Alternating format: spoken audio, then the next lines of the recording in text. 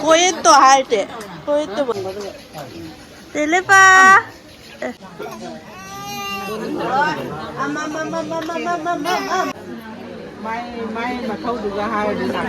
Siga khoi ki che bharti lai re. You know just what you do to me. Ma'am tao rồi. Hello. Hi ma'am. Hi ma'am, good morning. Ngasi se yani pagi chào mani. Hi hi. Nanau ki chào mani. Bhamo lakpa haure. Ni lakna dri ay mantagi.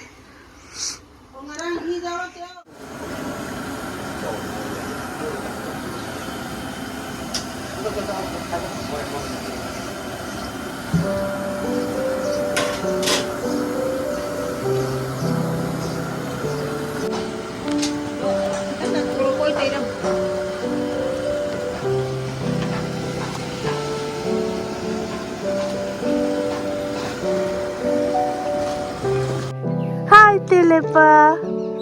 You see this mamam cha dere to. Ha? Are mamam cha dere. Ha hajik jamba tawdra bani ko. Yani pasika lai re. Mai ni chau masing asi. Telepa lu jaba loi re. Du. Hele. Lu jaba loi re. Ai thok sila.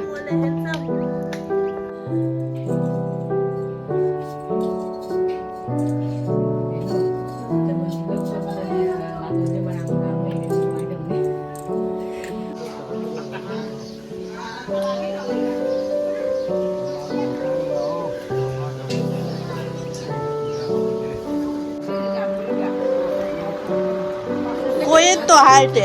Questo bo thau ta doi ra su de. Sirani nak tele pula. Lo kalian lagi mai. Na ko de phi phok dro. Nang gidi ni kan pi da. Pi. Kai tang ra nga. Kai noi. Pa pa ka phom ni. Kai thì lấy cho mình nhé.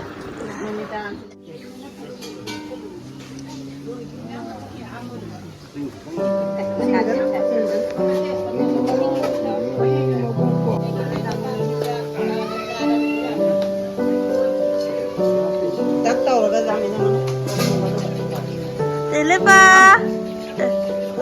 Aye.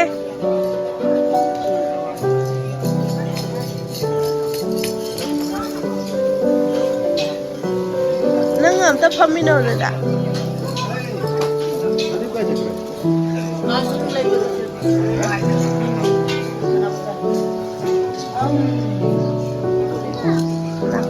Nako. Mani to.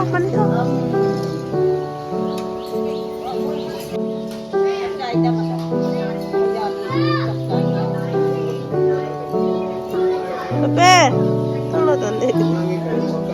Salah.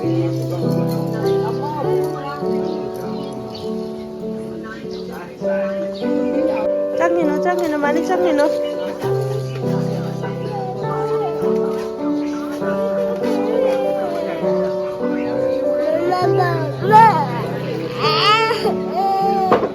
Ma, telepa jinone.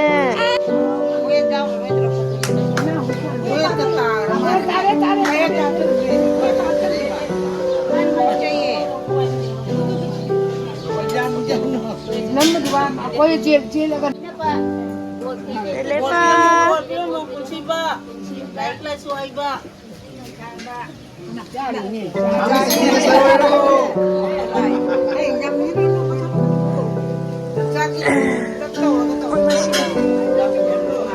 Telepa ko.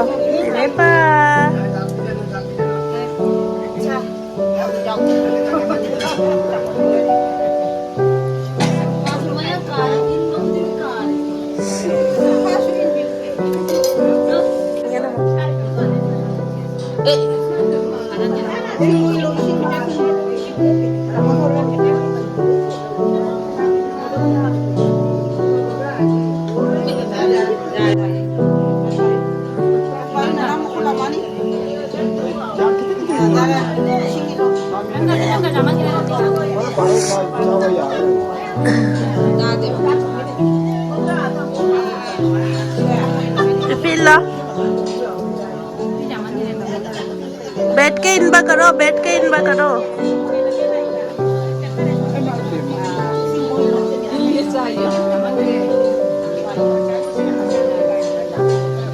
और थारे तो बा आता ते थोक पियोAmos piu ai miamos pai ge rồi là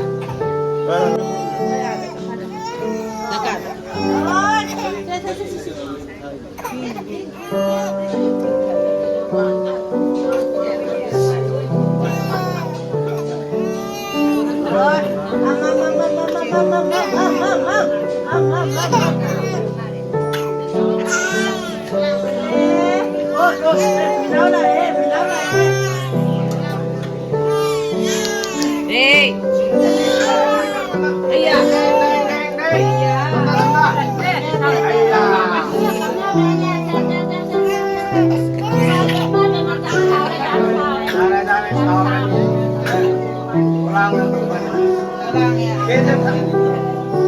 Ôm chay ta lip color rồi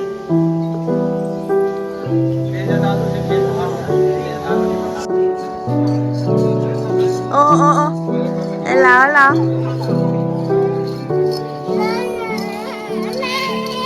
cây nổ chicken nôm hai đi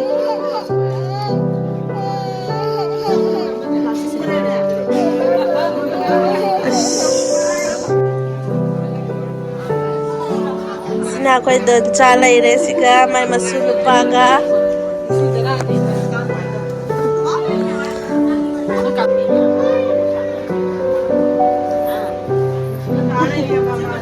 Sika ko'y ito cái đó cái ai nè iche tôn lại ấy gầu đồ gờ đi đàn tá lại hai Sika man thấu lấy re nè tôn lấy re man thấu lấy re Sugon thôn na naha party mà lấy re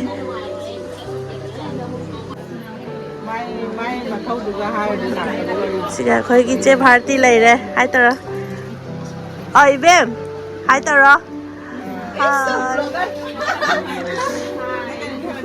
ta hai tờ rồi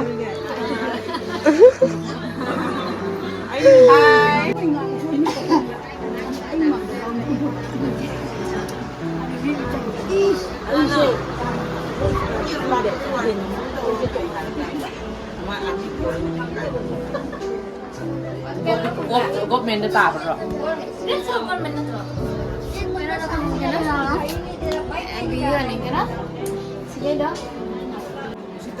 Sika ko'y man thấu lấy đi chắc khi ba hầu đấy có chắc Sika mamon na tàu ri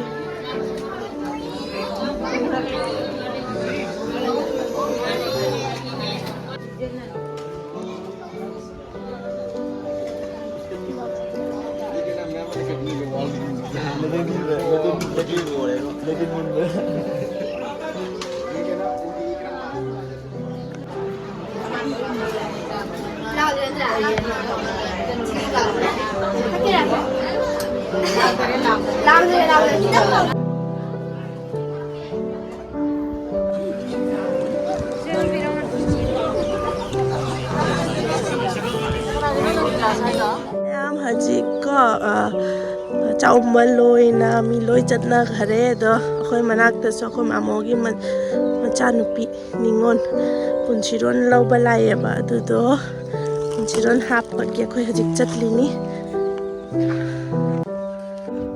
sia khoi maning ni la buk tai ba do mo gi jum a lai de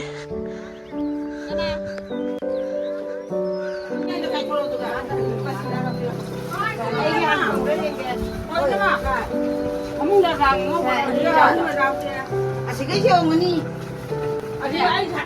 Sama masa loh. Kenapa nak? Nana. Aku dah apa mau kamu kita hari ni. Ini yang dua. Kau ni lah macam mana? Ini aja kue jalan laut ini. Amal laut apa kita? Kalau kami dah ini lah, ada.